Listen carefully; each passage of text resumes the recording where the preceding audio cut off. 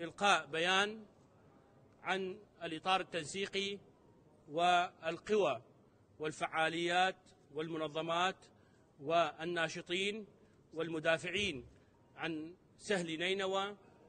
وهذا البيان كان يقضي بقيام مظاهرات واعتصامات في سهل نينوى نتيجة تنصيب أو تكليف السيد محافظ نينوى لمدير ناحية بعشيقة، وهذا الأمر كان مرفوض من قبل أبناء المنطقة، وبالتالي كان من المفروض أن يلقى بيان ومن ثم الذهاب إلى المظاهرات والاعتصامات المفتوحة، إلا أننا حقيقة قمنا بتأجيل هذا الموضوع نتيجة ورود اتصال من دولة رئيس الوزراء.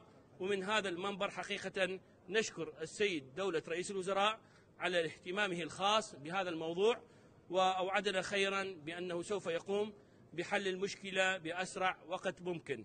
وبنفس الوقت حقيقة نشكر القاعدة الجماهيرية الشجاعة الكريمة في التواصل معنا ليلا نهارا من أجل الحصول على حقوقهم، وهذا من أبسط الأشياء هو الدفاع عن وجودهم وعن حقوقهم في هذه المنطقة. كما أننا نود أن نتعالى عن الرد عن ما صدر يوم أمس من الحزب الديمقراطي الكردستاني من إساءة تجاه الماسكة. والسلام على سيد الملك كل الذين حضروا من وللذين لم يتح لهم المجال للحضور، وأيضا أشكر الإعلاميين والفضائيات على الحضور لهذا الحدث المهم. أحب أن أنوه إلى نقطتين جوهريتين حقيقة. النقطة الأولى، اليوم أوصل رسالة إلى كل الرأي العام وإلى الرئاسات وإلى بأننا كممثلين عن الإطار وعن بقية الأحزاب في هذه المنطقة جميعا ما عدا طبعا الحزب الديمقراطي الكردستاني، جميعا رافضين لسياسات فرض الهيمنة وفرض الإيرادات على أبناء ومقدرات هذه المنطقة التي عانت الأمرين قبل داعش وأثناء وبعد داعش ولا زالت تعاني، وأقصد أبناء الأقليات الذين وقع عليهم ولا زال ظلم كبير.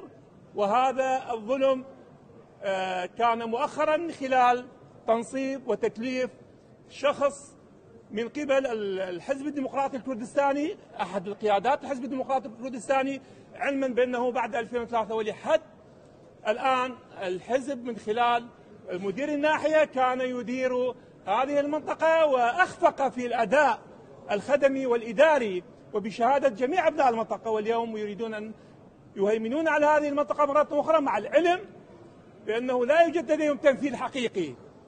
السادة النواب الذين ظهروا في وسائل الإعلام قبل أيام حقيقة أصواتهم ليست في بعشيقة ولا في الحمداني وبرطلة، وإنما في مناطق هي تحت سيطرة الإقليم، وبالتالي ليس من حقهم أن يتحدثوا وأن يفرضوا إرادتهم على هذه المنطقة.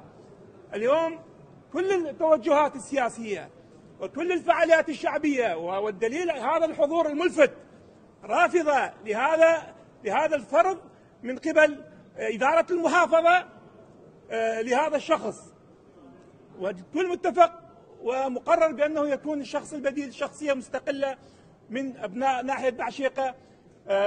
حقيقة أكرر شكري وتقديري لجميع الحضور. وأيضا في مسألة تأجيل البيان، اليوم كان لنا بيان وكان هناك خطوات ما بعد البيان بسبب الضغط الجماهيري طبعا الكبير الواقع علينا نحن ممثلي هذه المنطقة، لكن ارتأينا وبناء على طلب من دولة رئيس الوزراء بأن نؤجل ونتريث في إلقاء البيان وممارسة دورنا الديمقراطي في التظاهر السلمي لحين تنفيذ مطالبنا في إنهاء تكليف مدير ناحية بعشيقة، وبعكسه سيكون لنا كلام آخر في حالة عدم تنفيذ هذا المطلب الذي هو مطلب كل أبناء منطقة سهل نينوى. والسلام عليكم.